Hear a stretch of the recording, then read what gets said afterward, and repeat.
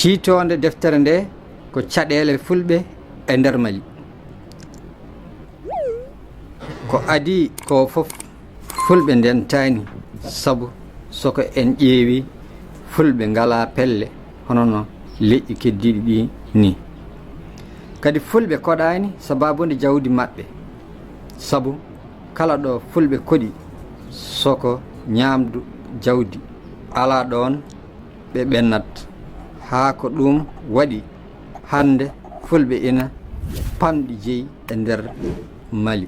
Kadi eggude ina waɗi caɗeele no feewi.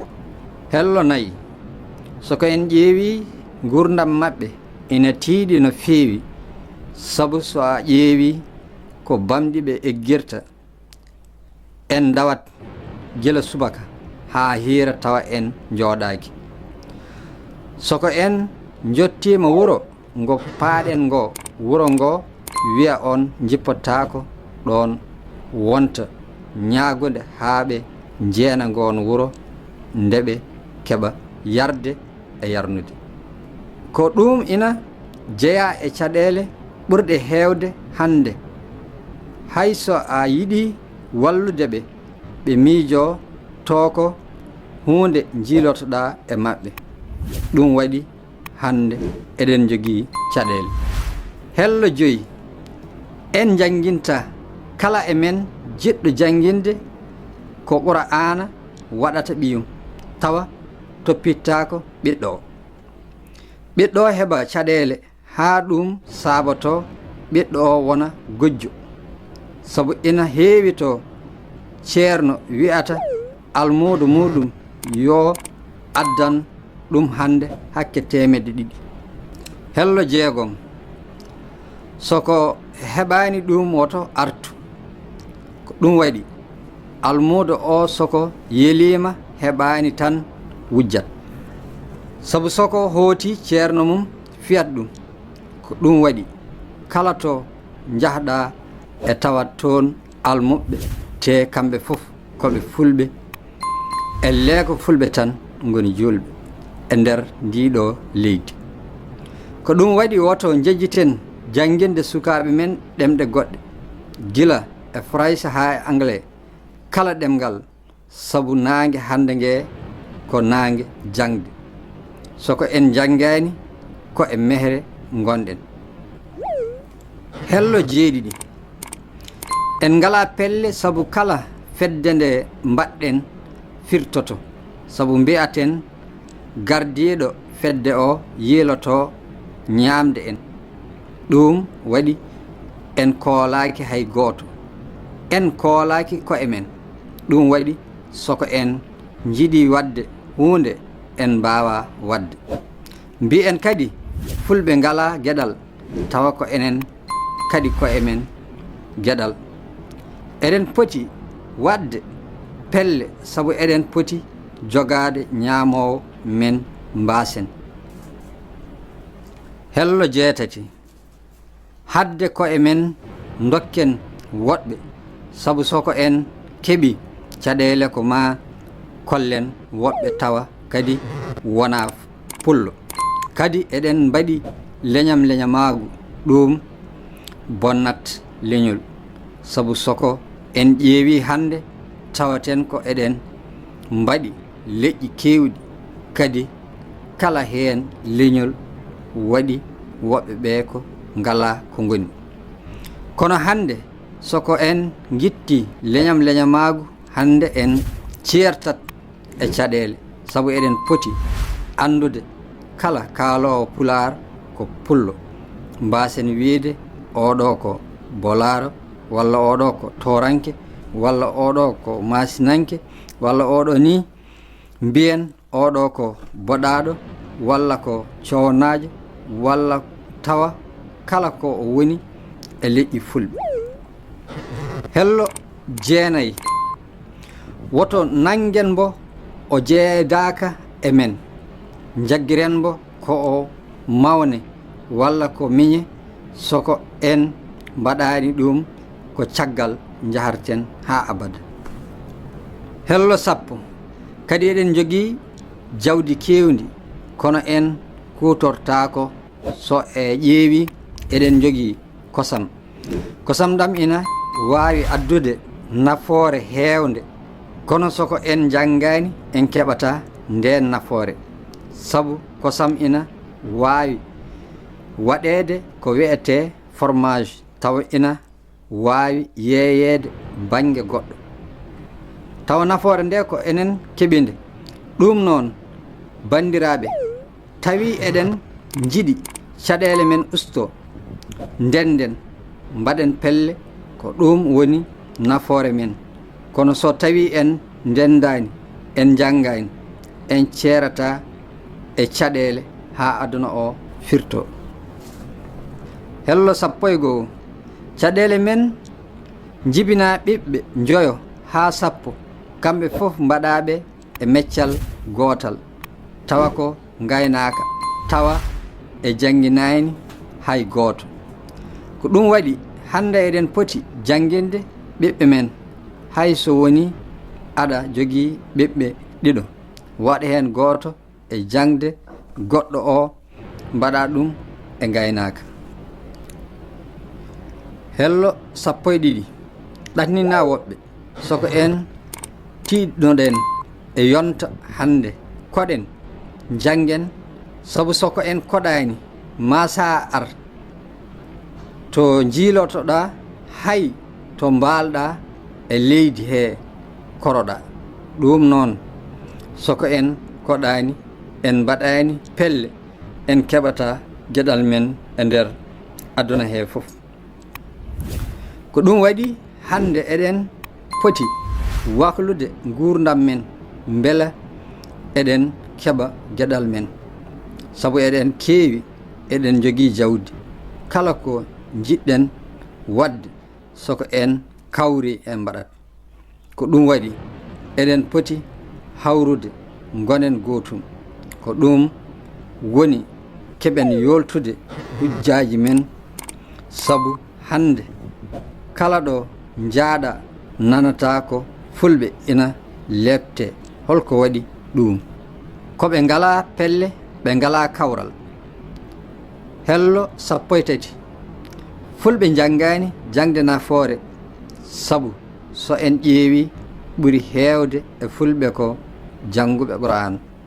kono hay nden jangde tawa neɗɗo jannguɗo nden jangde tawa yiilaki heen gartam. sabu so a ƴeewi nde o janngata nde, caɗeele ɗe o heɓi heen ɗe tawa jejjitini mbo kala ko fotno wadde.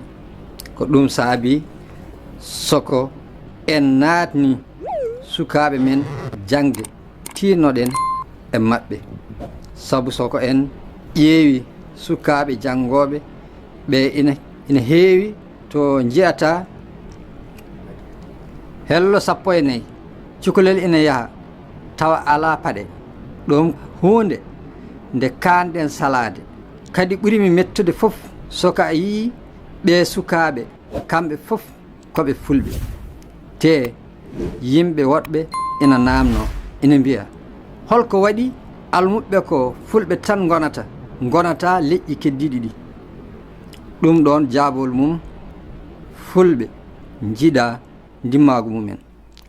kala saha ɓe toppittako gonka maɓɓe, ɓe toppitto tan ko tawagal hono mi tawi baaba am ko ceerno, minne yomi janngumi wona ceerno tan. ɗum ɓuri kala ko mbawmi wadde. hello 15 eɗen jogii caɗeele, sabu en jangginani rewɓe men, sabu soko debbo janngani sukaaɓe janngata. ko ɗum waɗi soko eɗen jiɗi caɗeele men usto, jannginen rewɓe. hello 16 sabu ko kamɓe gonata e galleji men kala e saha. ko ɗum saabi so en jangginaniɓe en ceerata e caɗeele. kono soko en jangginiɓe ɓe mbawa nehde sukaaɓe men nehdi moƴƴiri, mbasen wiide oɗo ko debbo handani e geɗal mum.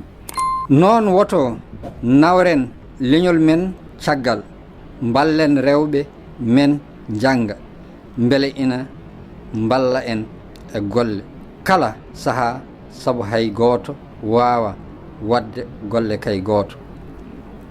Kono kala ko gollata tawat aɗa sohli ballowo. Ko ɗum waɗi ballen rewɓe men mbaɗa pelle honono men ni, kadi usten luural hakkunde men, goɗɗitinen mawni kinare hakkunde men. Ceerno yo yankinano almuɓe. Hello 17 almuɓe ne yo ɗofto ceerno gorko gooto o meeɗi dañde sukaɓe 4 worɓe, hen gooto ina wiye Hammadi, goɗɗo o ko Samba e Demba e Yero. O noddiɓe kamɓe 4 fof, o wiɓe yoɓe gaddanmo looci. Gooto e maɓɓe fof addi loocol mum, o rendini ɗi, o haɓɓi ɗi, o rokki Hammadi o wi ɗum yo helɗi, kono o ronki heldi ɗi. Ko noon o waɗi haa sukaɓe makko ɓe fof timmi, kono hay gooto e maɓɓe ronki heldi ɗi. O haɓɓitiɗi, o rokki gooto fof loocol mum. Hello 17 o wiɓe keleeɗi, gooto e maɓɓe fof heli loocol mum, tawi alda e caɗeele. O wiɓe looci ɗi ko onon, soko on ndenti hay gooto wawa lebtude on, kono soko on ceerti gooto e mon fof yahri banggue mum, ma woɗɓe kelmon no kelirɗon looci ɗi ni. ɗum ɗo hollata en hande eɗen poti rentude, sabu doole goni ko e dental. soko en dentani en ceerata e caɗeele, ɗum noon denden ɗum woni doole leñol, sabu soko en dentani en keɓata. Hello 19 fodde men ndimagu men, ɗum noon denten jolten hujjaji men, ko ɗum woni nafoore leñol ngol. woto batte deene serdu en, woto batte an jeyɗa ko Sénégal, min jeyami ko Mali, ɗum woto serdu en, fulɓe fof ko gotum.